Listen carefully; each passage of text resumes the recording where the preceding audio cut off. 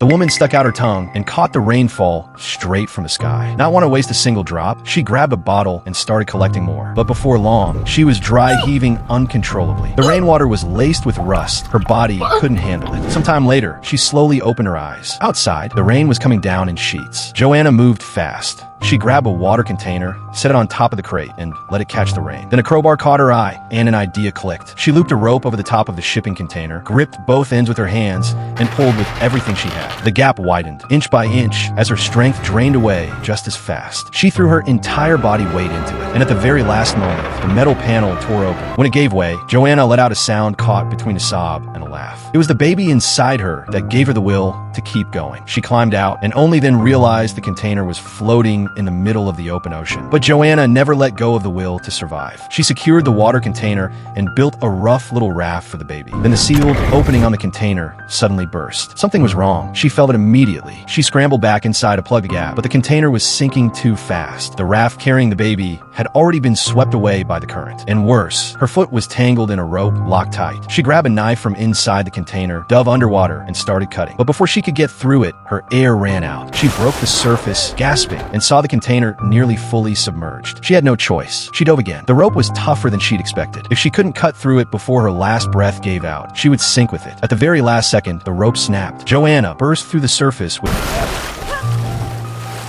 nothing left in her lungs. But in that moment, she couldn't find her daughter. She screamed her daughter's name into the open water. The waves swallowed her voice whole. Then something enormous drifted silently toward them. A whale. It glided beneath the baby and gently released a thin spout of water. The mist landed on the baby's face. A second later, the baby let out a cry. The sound cut across the surface of the sea. Joanna followed it and found her daughter. She watched the whale slowly disappear into the deep, and in her heart, she said thank you. Joanna held her baby and drifted on the freezing ocean through the entire night, both hands locked around the edge of the raft. Her strength was nearly gone. With her very last ounce of will, she began tossing the remaining fish scraps, piece by piece, into the water. She was betting on a chance. Her plan was simple. Use the food to draw in hungry seagulls. A circling flock of birds would act as a signal, visible to any passing vessel. A nearby fishing boat spotted it. The woman on board urged her father to steer toward where the gulls were gathering. They pulled the baby up first. The moment they saw the infant, everyone on board went still. How could a baby possibly survive alone in the open ocean? The woman quickly noticed a rope trailing in the water. They pulled it up hand over hand, and Joanna came with it. She was saved. When it's all said and done, luck did play a part in Joanna's survival. But the reason luck found her was simple. She never gave up. She held on. She kept holding on until the moment fate turned in her favor. If you're in the lowest point of your life right now, don't quit. Keep holding on. Sometimes miracles don't just appear out of nowhere. Sometimes they're waiting for the one person who refuses to stop.